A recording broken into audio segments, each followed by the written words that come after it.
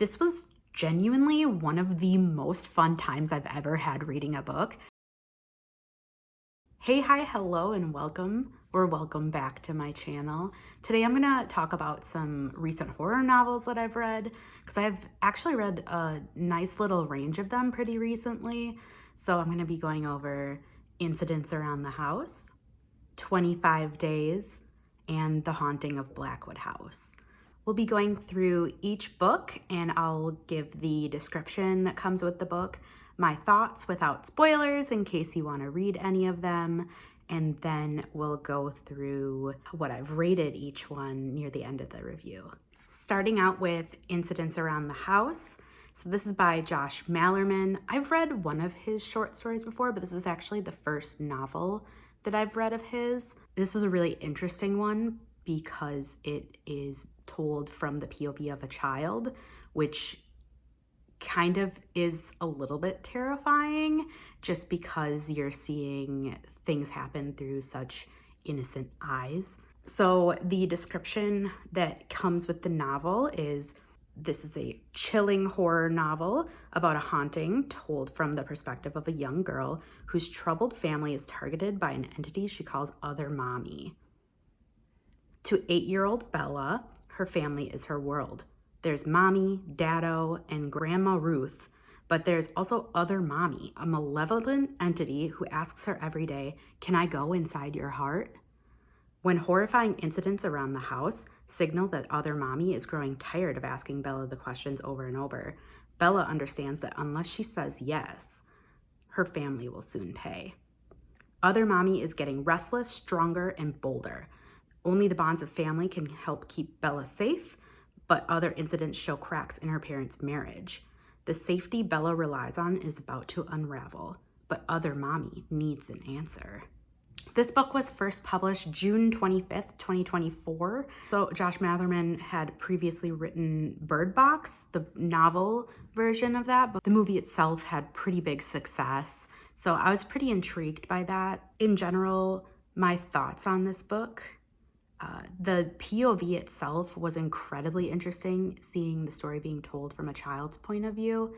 It adds this kind of aspect of going through all these incidents occurring and being seen through pretty innocent eyes of Bella being a young child. The first 30% of the book, the incidents were absolutely terrifying. The descriptions of Other Mommy were so scary. The middle got a little bit boring. After a time, the amount of times Other Mommy was popping up, it just lost a little bit of its momentum of the story. I think part of what made it so scary was not really understanding when Other Mommy was gonna show up or what she was gonna do, but sort of by the middle of the book, you can only have a demon malevolent being pop up so many times before you start thinking, okay, let's move this along. How are we gonna move the story forward, the plot forward? Where is this gonna go? Let's get on with it. That sort of thinking. So that for me was a little bit difficult in terms of reading the story. One thing I really appreciated about the book is that Other Mommy was there basically from the get-go. So she was really, really scary as this malevolent being, but you never really got a break from her showing up. I feel like she was there, creepy things were mentioned leading into more and more incidents occurring. And honestly, maybe in general, I'm not a kid person and kids can sometimes freak me out. So I think that did actually add to the scariness of the story in being told from Bella's point of view, just because I think you're viewing it through such innocent eyes that you're allowed to get a lot more scared. Another thing I really appreciated from the story was that it was really heartbreaking to see the kind of familial issues between the mom and the dad and how that impacted Bella and her view. It was honestly just heartbreaking to see Bella and their family situation. They have some pretty deep underlying issues that get explained further along in the book, some secrets that the parents have been keeping. I really liked how the book covered this sort of loss of innocence that young children have and what happens to them when they get kind of enlightened on how their world actually works, what's happening behind the scenes that she hasn't been made aware of just because she's been so young and either didn't pick up on it, didn't understand it, these familial issues that can occur and how that impacts her.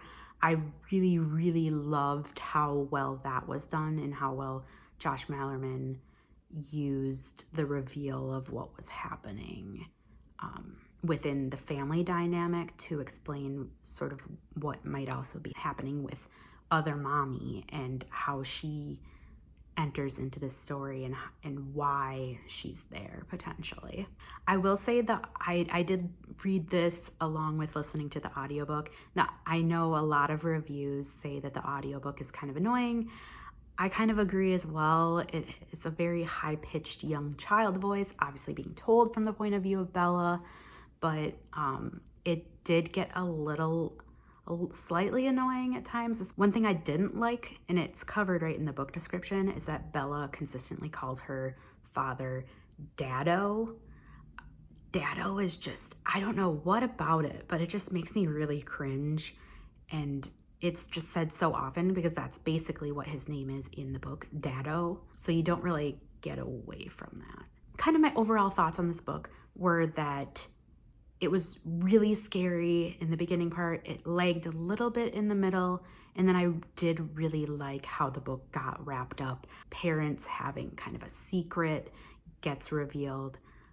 I did really like the ending. Overall, I gave the book 3.25 stars. I really liked it. I think the biggest draw for that book for me was the POV and being written as if it was from a child, which is really, really interesting. I think it's pretty unique. You don't see that too often. And also just the writing style. It didn't use quotation marks. The speaking lines and dialogue were indented into the story. It had a really interesting POV and writing that made me really, really like it. So I think it's probably best read as kind of an experience type read. Yeah, I still, even though I only rated it 3.25, I do think it's a pretty short book. It's pretty fun to read. I would recommend reading it as well. For our next book, I have 25 Days by Per Jacobsen. So the description of the book is 25 days, 25 chapters. This December, the countdown to Christmas will chill you to the bone. Hoping to bring his family closer together, Adam Gray arranges a vacation to a remote cabin on a snowy mountain. Things take a dark turn, however, when someone starts leaving gifts in the Christmas stocking mounted on the barn door. Each morning brings something new. With every passing day, the contents become more terrifying. Soon, the family makes a spine-chilling discovery that they've been dragged into a deranged game of Secret Santa, and if they want to survive, they will have to fight. This particular story was a very Christmas-focused story, and the way that the book is set up, it's called 25 Days, but it's essentially functions as an advent calendar before Christmas. So I had read it from December 1st through the December 25. Each chapter also alternates POVs within the family between a father, mother, and two children who go to a cabin. They encounter some really weird events. Somebody is kind of after them, maybe stalking them a little bit, and they have to basically survive this person coming after them over this 25-day period where the story takes place. And I so much enjoyed the reading experience, and I did for the most part stick with one chapter a day on the days they were meant to be read. And it was one of my favorite things. Every day I was super excited to dig into the next chapter.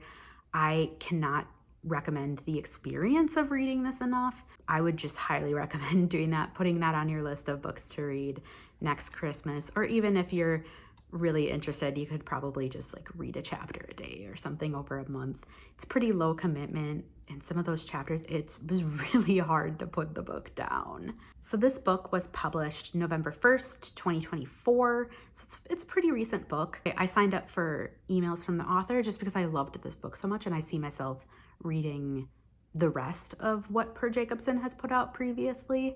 But apparently he had gotten a publishing deal with Simon & Schuster. I believe it was originally just published through Amazon Kindle Unlimited. It had gotten a lot of hype when it came out just because of being a 25-day advent calendar for Christmas, being super unique, especially in the horror genre. A Christmas horror is not exactly the most common type of horror book. I guess it sounds like it's going to get a print and audio book release for Christmas 2025. So I'd really suggest checking that out. It is still on Kindle Unlimited right now.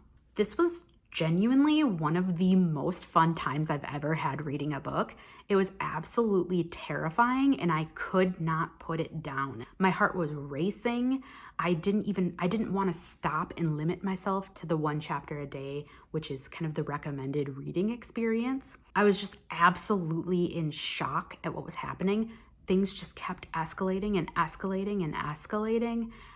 It was really one of the best books I read of all last year, and I highly, highly suggest putting it on your TBR. The writing was incredibly fast-paced. It really let you get into the minds of each character, and it did keep a rotating POV every single chapter, so there weren't any kind of back-to-back chapters of the same person. So there were moments where they got a little separated and you got to see what was happening in one location while searching for the others and trying to get reunited again. So it was, that itself and how the story was told was super captivating. I've never read a book like this before, and I can't speak highly enough of it.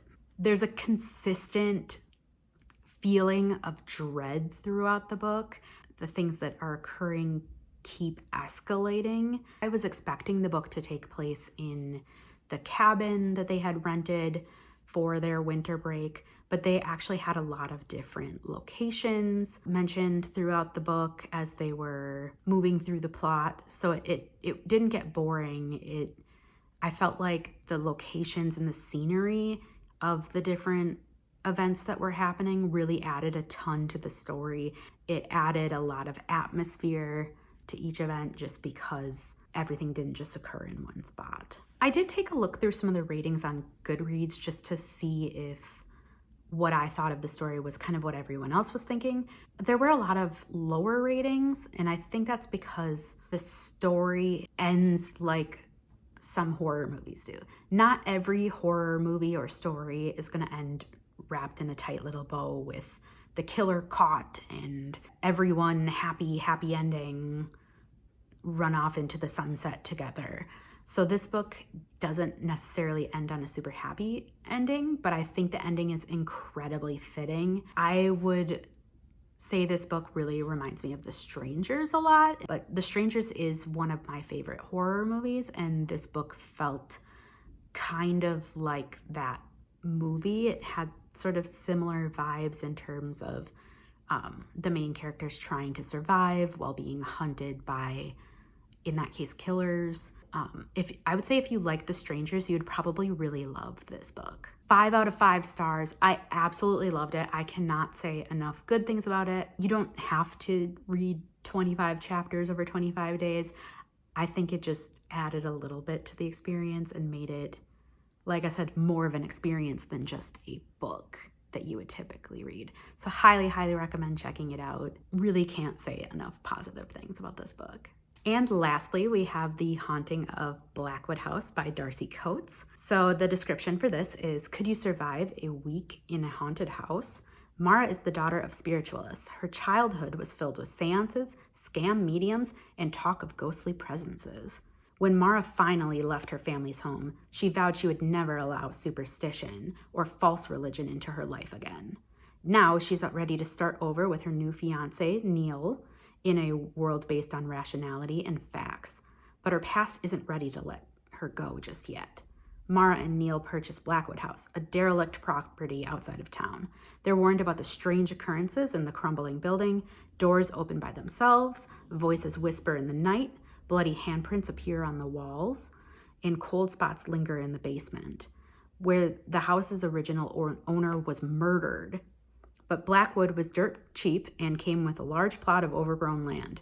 Mara loves her new home and disregards the warnings, because ghosts aren't real, are they? So this book was first published December 20th, 2015. So this is a bit of an older book. I hadn't actually ever heard of Darcy Coates before. And overall, my review is that I really liked the main characters.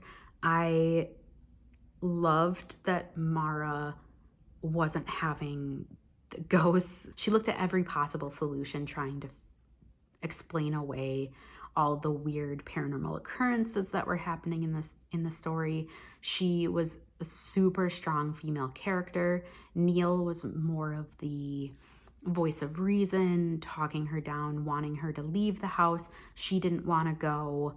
I really liked that just because I love seeing strong female characters in books, and I really appreciated seeing that in this story. I don't know why, but when reading the book, maybe it's just because I read so much romance, I was really thinking that this book was going to have some sort of romance subplot where Neil and Mara are already engaged, but I just was really expecting like something to happen in their relationship that would be more like romance, or like, I don't know why I was thinking that there was going to be like a spicy scene or something, but there wasn't. They were just really, really cute and wholesome together overall. I just really loved seeing them interact and how much they loved and cared for each other and respected each other. Of course, Mara ignores every single warning that she gets about this house and buys it anyway. She ends up seeing that she has a deeper connection to this story, which I think really adds a lot to the plot. I will say I did get a little bit annoyed near the ending just because there's only so many times that you can see paranormal activities happen around you and not believe that they are ghosts that are doing that. So Mara is so insistent through probably the first 70% of the book or so in her thinking that ghosts aren't real and trying to explain away everything that's happened, that eventually it's like, come on, girl, you gotta understand these are ghosts. You see these things, you literally see them multiple times. There's no explanation other than it actually being ghosts. Like, let's get with the program here and let's do something about it now. Let's agree it's happening, and then we can move on and do something about it. So I think that part for me dragged on a little bit longer than I would have liked. I think it got wrapped up really well in a nice little bow. I think it was a really, really great story overall, and I gave it a 3.25. So I actually ended up rating 3.25 for Incidents Around the House and The Haunting of Blackwood House. So they're completely different story, completely different vibes, but I still walked away from both of those thinking that they were 3.25. Thanks for joining me. Don't forget to like and subscribe. I hope to see you around here sometime soon. Drop a comment below if you've read a good horror book recently, and we'll check it out. Thanks again.